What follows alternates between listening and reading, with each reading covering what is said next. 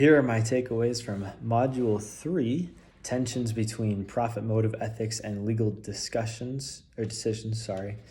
This was a great module for discussions. Module 1, in my opinion, there is more black and white answers on what to do. Module 2, there wasn't.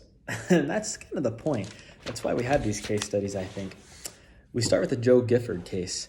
You know what? I think the grading and participation is pretty rough in this class because this class especially was dominated by Craig, and it was great. He had a lot of great insights, and it was awesome. I felt like I had just watched The American Sniper, and I was all in the fields, but I didn't participate. I didn't have anything to say. I was listening, and I was probably docked to my participation points that day, which is unfortunate, but I was still a member of the class and actively listening and participating. But the Gifford case really helped me understand that preparation is key, and you have to be 100% responsible for your actions, and giving others an option when in danger is good. I loved how he said, hey, you don't have to be part of this. This is what I'm doing as your leader. I'm going to take charge. I'm not going to put you in danger. I'm going to do it. Whatever you want to do is your opinion. Similar to kind of the fencing ordeal with the rocks and the landslide later on. The next class and case was Petite Playthings. Some great takeaways here.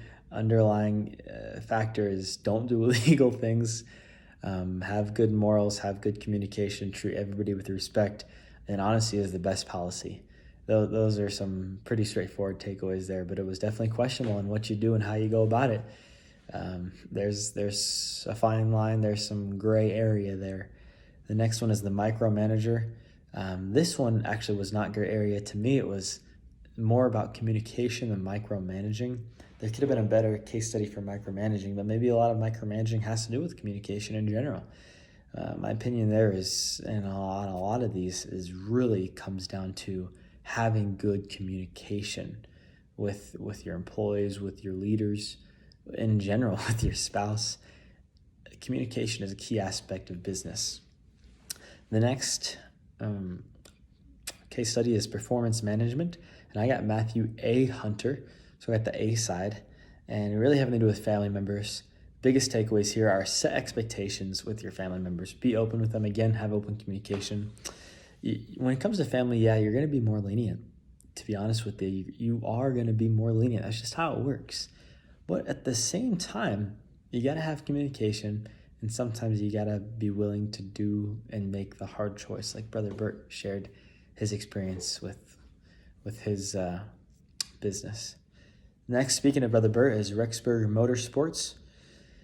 I really like this case and what Brother Bert did in this, or Jared, right, did in this experience. You have to learn from the success and failures of past business owners, and if you're the first owner, then previous owners of similar companies or businesses.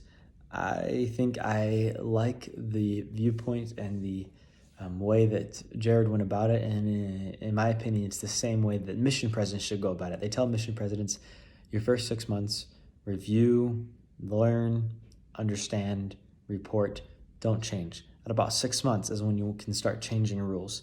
I think it's the same thing Jared or anything in business you should do here is review, learn, understand, report, but don't change a lot of rules unless they need to be right away. Sometimes there's exceptions for sure, but don't start changing a whole ton until you understand the situation fully. The last one for this module is Stratton Auto.